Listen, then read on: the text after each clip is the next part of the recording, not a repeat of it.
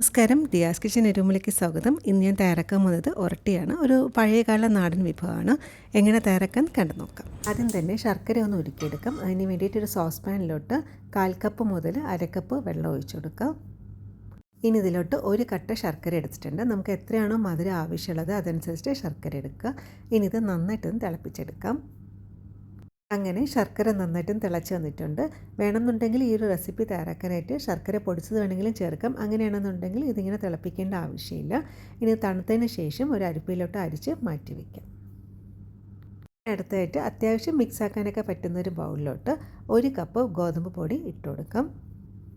ഇന്ന് നമ്മൾ ഈ ഒരു ഉരട്ടി തയ്യാറാക്കുന്നത് പഴം കൊണ്ടാണ്. അപ്പോൾ ചെറുപഴമാണ് എടുത്തിട്ടുള്ളത്. ചെറുപഴമാണ് കുറച്ചുകൂടി ടേസ്റ്റ് ആയിട്ടുള്ളത്. ഇനി ചെറുപഴം ഇല്ല എന്നുണ്ടെങ്കിൽ റോബസ്റ്റ് ആണെങ്കിലും കുഴപ്പമില്ല. അപ്പോൾ ഞാനിവിടെ 3 പഴം എടുത്തിട്ടുണ്ട്. അതിൻ്റെ തോലൊക്കെ മാറ്റിയതിന് ശേഷം മാവിലോട്ട് ഇട്ട് കൊടുക്കാം. അടുത്തായിട്ട് കുറച്ച് നാളികേരം ആവശ്യമായിട്ടുണ്ട്. 1/2 കപ്പാണ് എടുത്തിട്ടുള്ളത്. 1/2 കപ്പ് മുതൽ 1/4 കപ്പ് വരെ ചേർക്കാം. മധുരത്തിന് വേണ്ടിയിട്ട് ശർക്കര പൊടിച്ചതാണ് ചേർക്കണമെന്നുണ്ടെങ്കിൽ ഈ സമയത്ത് ചേർക്കാം. ഇതിൽ ഒരു ടേസ്റ്റിന് വേണ്ടിയിട്ട് ഒരു നുള്ളു ഉപ്പ് ചേർക്കാം. ഇതെല്ലാം കൂടി നന്നായിട്ടൊന്ന് മിക്സാക്കി എടുക്കുക. അതിന് വേണ്ടിയിട്ട് വെള്ളം ചേർക്കില്ല. നമ്മൾ വെള്ളത്തിന് പകരം ചേർക്കുന്നതാണ്. ശർക്കര നേരത്തെ ഒന്ന് അരിച്ച് മാറ്റി വെച്ചിട്ടുണ്ടായിരുന്നു. അതിൽ നിന്ന് ഇതുപോലെ കുറച്ച് എടുത്തിട്ട് കൈ വെച്ചിട്ട് നന്നായിട്ടൊന്ന് മിക്സാക്കി എടുക്കുക. എളുപ്പത്തിന് വേണ്ടിയിട്ട് ഒന്നുകിൽ മിക്സി ഉപയോഗിച്ചിട്ടോ അല്ലെങ്കിൽ സ്പൂൺ ഉപയോഗിച്ചിട്ടോ ഒന്ന് മിക്സാക്കില്ലേ. നമ്മൾ കൈ നന്നായിട്ട് കഴുകിയതിന് ശേഷം കൈ വെച്ചിട്ടാണ് ഇതുപോലെ ഒന്ന് മിക്സാക്കി എടുക്കേണ്ടത്. ഒരു പഴയകാല നാടൻ വിഭവമാണ്. അപ്പോൾ ഇത് ബ്രേക്ക്ഫാസ്റ്റ് ആയിട്ടോ അല്ലെങ്കിൽ വൈകുന്നേരം ചായയോടെയൊക്കെ സെർവ് ചെയ്യാൻ പറ്റും. കുട്ടികൾ സ്കൂളിൽ വിട്ട് വരുമ്പോഴോ അല്ലെങ്കിൽ അവർ കളിച്ചിട്ടൊക്കെ വരുമ്പോൾ പെട്ടെന്ന് തയ്യാറാക്കാൻ പറ്റുന്ന ഒരു റെസിപ്പി തന്നെയാണ് ഇത്. പണ്ട് കാലങ്ങളിൽ ഇതൊക്കെയാട്ടോ സ്ഥിരമായിട്ട് വീടുകളിൽ തയ്യാറാക്കിക്കൊണ്ടിരുന്നത്. പിന്നെ ഇപ്പോഴാണ് ബേക്കറി ഐറ്റംസും അതുപോലെ തന്നെ നമ്മൾ കൂടുതലും തയ്യാറാക്കുന്നത് ബ്രെഡ് വെച്ചിട്ടുള്ള ഐറ്റംസ് ആയിരിക്കും. ഇടയ്ക്കിടയ്ക്ക് ഇതുപോലെ ശർക്കര വെള്ളം കൊണ്ട് ഒഴിച്ചിട്ട് വേണം കുഴച്ചെടുക്കാനായിട്ടുള്ളത്. അപ്പോൾ ഇതിൽ നമുക്ക് എത്രയാണോ മധുരം ആവശ്യമുള്ളത് അതനുസരിച്ച് ശർക്കര ചേർക്കുക. പിന്നെ പഴത്തിനും ഒരു മധുരം ഉണ്ടാവും. അപ്പോൾ അതനുസരിച്ചിട്ട് വേണം ശർക്കരയും കൂടി ചേർക്കാനായിട്ടുള്ളത്. അങ്ങനെ ഇതുപോലെ നന്നായിട്ടൊന്ന് കുഴച്ചെടുക്കുക. കുഴച്ചെടുക്കുമ്പോൾ നമ്മൾ ചപ്പാത്തിക്കൊക്കെ മാവ് കുഴക്കുന്നതിനെക്കാട്ടിലും കുറച്ചും കൂടി ലൂസായിട്ട്, അതായത് നമ്മളെ കയ്യിൽ ഒട്ടി പിടിക്കുന്ന രീതിയിലായിരിക്കണം മാവ് കുഴച്ചെടുക്കേണ്ടത്. ഇതുപോലെയാണ് കുഴച്ചെടുക്കാനായിട്ടുള്ളത്. അങ്ങനെ നമ്മുടെ മാവ് റെഡി ആയിട്ടുണ്ട്. അപ്പോൾ ഈ ഒരു അളവിൽ ഒരു 4 മുതൽ 5 ഉരട്ടി നമുക്ക് തയ്യാറാക്കാം. അപ്പോൾ കൂടുതൽ വേണമെന്നുണ്ടെങ്കിൽ അതനുസരിച്ച് മാവും ശർക്കരയും അതുപോലെ തന്നെ നാളികേരത്തിൻ്റെയും കൂടി അളവ് കൂട്ടുക. ശർക്കര വെള്ളം ഇത്ര ബാക്കി വന്നിട്ടുണ്ട്. അപ്പോൾ നമ്മൾ കുഴച്ചെടുക്കുമ്പോൾ കറക്റ്റ് ഒരു അളവ് പറയാൻ പറ്റില്ല. കാരണം ഓരോ ഗോതമ്പ് പൊടി അനുസരിച്ചിരിക്കും. അപ്പോൾ ഇത് ഫ്രിഡ്ജിൽ വെച്ചാൽ കുറേ നാൾ കേടാവാതിരിക്കും.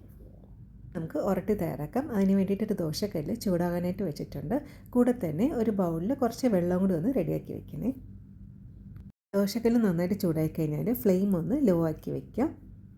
ഇനി നമ്മൾ റെഡിയാക്കി വെച്ചിരിക്കുന്ന മാവിൽ നിന്ന് ഈ ഒരു പോർഷൻ മാവ് ഇതുപോലെ ഒന്ന് നിരത്തി കൊടുക്കാം. അതിനുശേഷം നമ്മളുടെ വിരലുകൾ ഉപയോഗിച്ചിട്ട് ഇതുപോലെ നിരത്തി കൊടുക്കുക. അപ്പോൾ നമ്മളിങ്ങനെ ആക്കുമ്പോൾ കയ്യിൽ ഒട്ടിപ്പിടിക്കാനുള്ള ചാൻസസ് ഉണ്ട്. അതുകൊണ്ട് തന്നെ ഒരു ബൗളിൽ കുറച്ച് വെള്ളം കൂടെ എടുത്ത് വയ്ക്കുക. അപ്പോൾ ഈ വെള്ളത്തിൽ നമ്മൾ ഡിപ്പ് ചെയ്തതിന് ശേഷം ഇത് ഒട്ടിപ്പിടിക്കത്തുമില്ല. പെട്ടെന്ന് തന്നെ ഇതുപോലെ നിരത്തിയെടുക്കാനും പറ്റും. പിന്നെ നിരത്തിയെടുക്കുമ്പോൾ ചപ്പാത്തിനെക്കാട്ടിലും കുറച്ചും കൂടി ഒന്ന് കട്ടിയായിട്ടായിരിക്കണം നിരത്തിയെടുക്കാനായിട്ടുള്ളത്. പിന്നെ മാവ് കുഴയ്ക്കുമ്പോൾ ഇതുപോലെ കുറച്ച് ലൂസായിട്ടിരിക്കണം കേട്ടോ. എന്നാൽ മാത്രമേ ഇതുപോലെ ഒന്ന് നിരത്തിയെടുക്കാനായിട്ട് പറ്റത്തുള്ളൂ. അപ്പോൾ മാവ് കുറച്ച് ടൈറ്റായി തോന്നുകയാണെങ്കിൽ കുറച്ചും കൂടി ആ ഒരു ശർക്കര വെള്ളം കൂടെ ഒഴിച്ചിട്ട് ഇതുപോലെ ഒന്ന് നിരത്തി കൊടുക്കാം. ഇതുപോലെ നിരത്തുമ്പോൾ നമ്മളെ കൈയൊന്നും പൊള്ളത്തൊന്നുമില്ല. അതുകൊണ്ടാണ് നമ്മൾ ഫ്ലെയിം തീരെ സിമ്മിൽ വെച്ചിട്ടാണ് ഇതുപോലെ ഒന്ന് നിരത്തി കൊടുക്കാനായിട്ടുള്ളത്. അപ്പോൾ ഇതുപോലെ ഇടയ്ക്കിടയ്ക്ക് ഇങ്ങനെ വെള്ളം ഡിപ്പ് ചെയ്തിട്ട് ഇതുപോലെ നിരത്തി കൊടുക്കുകയാണെന്നുണ്ടെങ്കിൽ പെട്ടെന്ന് തന്നെ നമുക്ക് റെഡിയാക്കാനായിട്ട് പറ്റും. ഇതിൽ പഴവും ശർക്കരയൊക്കെ ചേർത്തുകൊണ്ട് തന്നെ പ്രത്യേക ഒരു ടേസ്റ്റാണ്. അതുപോലെ തന്നെ വളരെ ഹെൽത്തിയാണ്. ഇതുപോലെ ഒന്ന് നിരത്തിയെടുക്കുക. ഇതിൻ്റെ മുകളിലോട്ട് ഒന്നുകിൽ വെളിച്ചെണ്ണയോ അല്ലെങ്കിൽ കുറച്ച് നെയ്യ് ഇതുപോലെ ഒന്ന് ഒഴിച്ചു കൊടുക്കാം. ഞാനിവിടെ നെയ്യാണ് ഒഴിക്കുന്നത്. അപ്പോൾ ഏതെങ്കിലും ഒന്ന് എന്തായാലും ഒഴിക്കണം കേട്ടോ. അതാണ് കൂടുതൽ ടേസ്റ്റായിട്ട് കിട്ടുക. ഫ്ലെയിം ഒന്ന് ലോ ടു മീഡിയത്തിൽ വയ്ക്കുക. ഒത്തിരി അങ്ങ് കൂട്ടി വെക്കരുത്. ഏതാണ്ട് ഒരു 1-2 മിനിറ്റ് ആകുമ്പോൾ തന്നെ ഇതിൻ്റെ കളറുണ്ടോ ചെറുതായിട്ടൊന്ന് മാറി വരും. അന്നേരം നമുക്കൊന്ന് തിരിച്ചിട്ട് കൊടുക്കാം. ചെറുതായിട്ട് കുക്കായി തുടങ്ങിയിട്ടുണ്ട്. ഇപ്പം ശരിക്കും പറഞ്ഞാൽ നമ്മൾ ഉണ്ണിയപ്പത്തിൻ്റെയൊക്കെ ഒരു നല്ലൊരു മണമാണ്. കാരണം നമ്മൾ ഉണ്ണിയപ്പം തയ്യാറാക്കുമ്പോൾ ഈ ചെറുപഴവും ശർക്കരയൊക്കെ ചേർത്തിട്ടില്ലേ ഉണ്ണിയപ്പം തയ്യാറാക്കുന്നത്. അപ്പോൾ അതിൻ്റെ ഒരു നല്ലൊരു മണമാണ് ഇപ്പം വരുന്നത്. ഈ അടുത്ത സൈഡ് നന്നായിട്ടൊന്ന് മുരിച്ചെടുക്കുക. വേണമെന്നുണ്ടെങ്കിൽ ഈ സൈഡിലും കുറച്ച് നെയ്യോ എണ്ണയോ ഉണ്ടെങ്കിൽ ചേർക്കാം. ഞാനിപ്പോൾ ചേർക്കുന്നില്ല. അടുത്ത സൈഡും റെഡി ആയിട്ടുണ്ട്. ഒരു പ്രാവശ്യം കൂടി ഒന്ന് തിരിച്ചിടാം. അപ്പോൾ ഇതുപോലെ നന്നായിട്ടൊന്ന് മുരിച്ചെടുക്കുക. ഇത്രയേ ഉള്ളൂ. അങ്ങനെ ആദ്യത്തെ ഓട്ടട റെഡി ആയിട്ടുണ്ട്. ഇതൊരു പ്ലേറ്റിലോട്ട് മാറ്റാം. ഇത് ചൂടോടെ കഴിക്കാനാണ് കൂടുതൽ ടേസ്റ്റ്. പിന്നെ ചപ്പാത്തിനെക്കാട്ടിലും കുറച്ചും കൂടി ഒന്ന് കട്ടിയായിട്ടിരിക്കും. ഇനി ഇതിൽ നമ്മൾ ചേർത്ത ആ ഒരു നാളികേരവും അതുപോലെ തന്നെ ആ ഒരു പഴമൊക്കെ നമുക്ക് കാണാനായിട്ട് തന്നെ കിട്ടുന്നുണ്ട്. അപ്പോൾ ഇതുപോലെ ബാക്കിയുടെ ഒന്ന് നമുക്ക് തയ്യാറാക്കാം. അടുത്തത് തയ്യാറാക്കുന്നതിന് മുന്നേ ഒന്നുകിൽ ഫ്ലെയിം ഒന്ന് ലോ ആക്കി വെക്കുക, അല്ലാന്നുണ്ടെങ്കിൽ വെള്ളം ഒന്നിങ്ങനെ സ്പ്രെഡ് ചെയ്യുക. അതിനുശേഷം മാവിന് ഇതുപോലെ മോഷൻ എടുക്കുക. ഇനി നമ്മൾ നേരത്തെ ചെയ്തതുപോലെ തന്നെയാണ് ചെയ്യേണ്ടത്. അപ്പോൾ ഇടയ്ക്കിടയ്ക്ക് ഇങ്ങനെ വിരലുകളൊന്നും ഡിപ്പ് ചെയ്താക്കുകയാണെന്നുണ്ടെങ്കിൽ പെട്ടെന്ന് തന്നെ നിരത്തിയെടുക്കാൻ പറ്റും. അപ്പോൾ ഇതുപോലെ പെട്ടെന്ന് തന്നെ അടുത്തതും ഓരോന്നും ചെയ്തെടുക്കാം. അങ്ങനെ ഓട്ടട ഓരോന്നായിട്ട് റെഡിയായിക്കൊണ്ടിരിക്കുകയാണ്. ഇത് ഒത്തിരി സമയം എടുക്കില്ല കേട്ടോ, പെട്ടെന്ന് തന്നെ നമുക്ക് റെഡിയാക്കി എടുക്കാം. ഒരു റെസിപ്പി കാണുമ്പോൾ നിങ്ങൾക്ക് പഴയകാല ഓർമ്മകളൊക്കെ ഉണ്ടെങ്കിൽ ഒന്ന് കമൻറ്റ് ബോക്സിലൊന്ന് മെസ്സേജ് ചെയ്യണേ.